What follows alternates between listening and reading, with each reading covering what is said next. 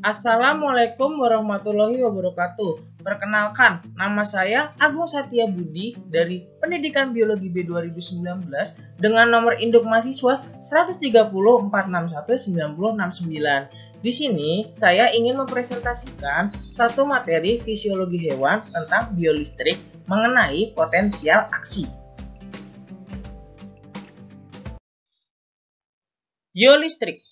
Biolistrik merupakan energi yang dimiliki bersumber dari ATP atau adenosine trifosfat. ATP ini dihasilkan salah satunya oleh mitokondria.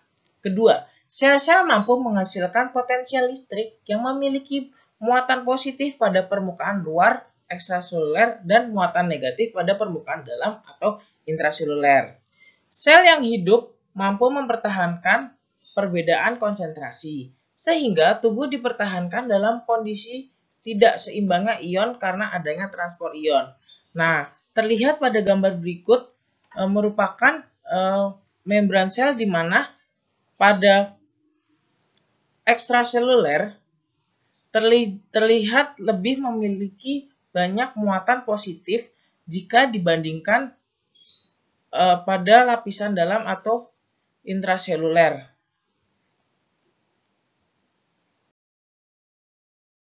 Lalu, apa potensial aksi itu?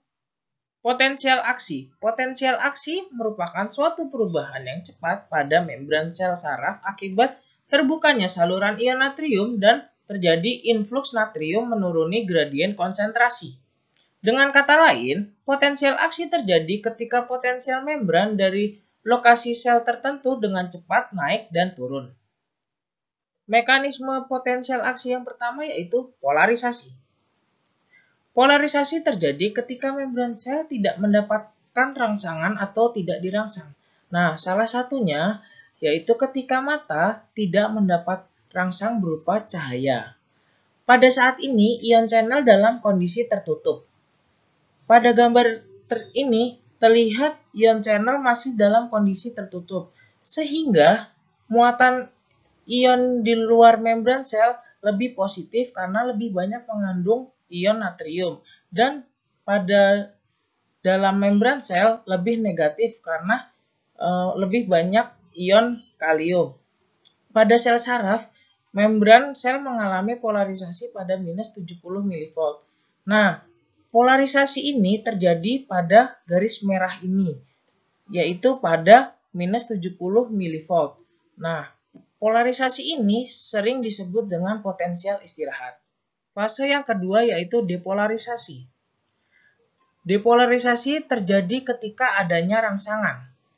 Depolarisasi hanya bisa terjadi jika mencapai suatu tingkat potensial tertentu yang disebut dengan ambang batas atau threshold potensial, berkisar antara minus 50 sampai minus 55 mV. Nah, batas ambang ini ditunjukkan dengan garis-garis putus-putus.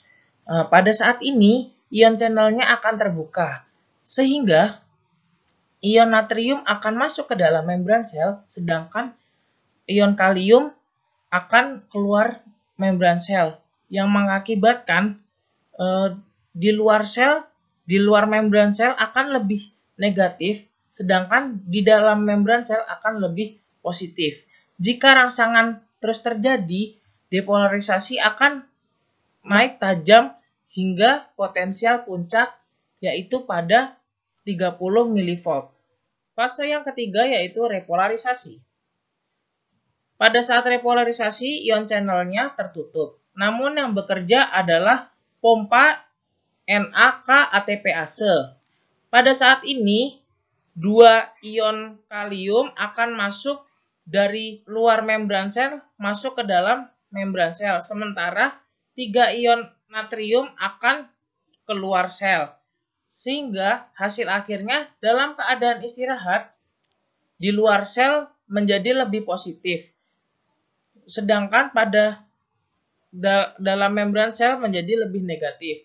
Nah, repolarisasi ini ditunjukkan dengan penurunan garis merah ini hingga potensial istirahat kembali. Jika kerja pompa NAK-ATPase terus berlanjut, maka akan terjadi hiperpolarisasi. Nah, pada saat ini membran menjadi lebih terpolarisasi dibandingkan dengan potensial istirahat. Selama hiperpolarisasi, potensial membran semakin menjauhi 0 mV dan menjadi lebih negatif.